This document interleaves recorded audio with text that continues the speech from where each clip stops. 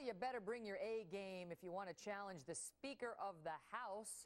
One California Republican is giving it the old college try, crafting one of the most creative political ads we've ever seen, casting a Nancy Pelosi look-alike as the Wicked Witch of the West.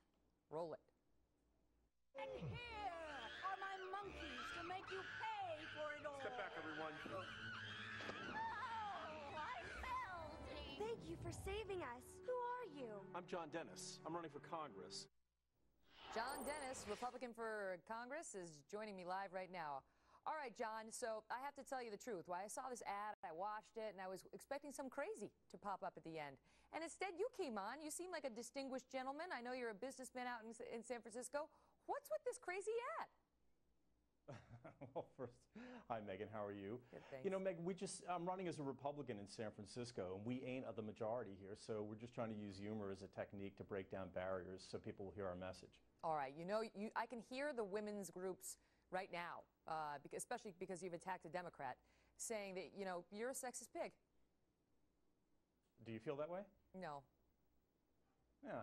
The responses have been overwhelmingly positive, and you know, the speaker herself was a good sport about it. Her office released a statement on Politico yesterday, you know, saying that you know that they got it, and you know, there's nothing mean-spirited about it.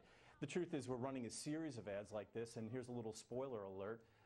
You know, Nancy Pelosi is going to get cast as the villain every time. All right, the craziest thing about your position right now is really not this ad, as interesting as it is. It's that you're a Republican who thinks he can get elected to Nancy Pelosi's seat in San Francisco. I mean, I wanted to get the poll numbers just to see, like, we couldn't even find anybody who polled it because they just assume they know she's going to beat you. How do you get motivated in a race like that? Well, I think actually we're doing really well. I mean, my positions, first of all, if you go back to the ad, you'll notice what we said was that people are sick of politicians. I'm sick. People of San Francisco are sick. The American people are sick of politicians who say one thing and do another. Now, I ran in the primary as a pro-civil liberties, end the war in Afghanistan, fiscally responsible Republican. And Nancy Pelosi's had positions, some of which we agree on, and she's flip-flopped on them. So, you know, so my positions, I think, are a better fit for San Francisco. Well, I mean, she, you know, voted or scheduled the reauthorization of the Patriot Act without even having a debate on it, and the president quietly signed it into law over the weekend. The people of San Francisco, that's not a good fit for them. They'd like to hear about it. And so, not surprisingly, in our internal polls, Nancy Pelosi's numbers are very soft. We're doing very well. The projections and the polls that we've seen have shown us skyrocketing. And not only that, but, you know, keep in mind that Scott Brown was down 20 points with 30 days left, and we're in a much better position than he was at this point. To what extent do you think Nancy Pelosi's unpopularity on Capitol Hill, and it's significant, will play out there in San Francisco, where, you know, she's a beloved figure?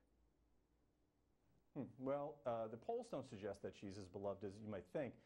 But the people of San Francisco, if the trend continues, the people of San Francisco are going to have an interesting choice to make, right? Because they're going to have probably a marginalized former Speaker of the House to represent them, or they're going to have to ask the question, maybe will I have more political capital as the guy who pulled off the biggest upset in political history?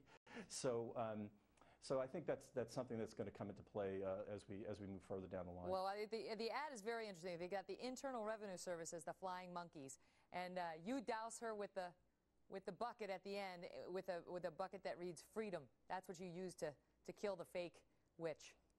All right, John, I'm sure you're going to get a lot of feedback. I'm glad to hear Nancy Pelosi's office is taking it in good humor. Thanks, Megyn. It's been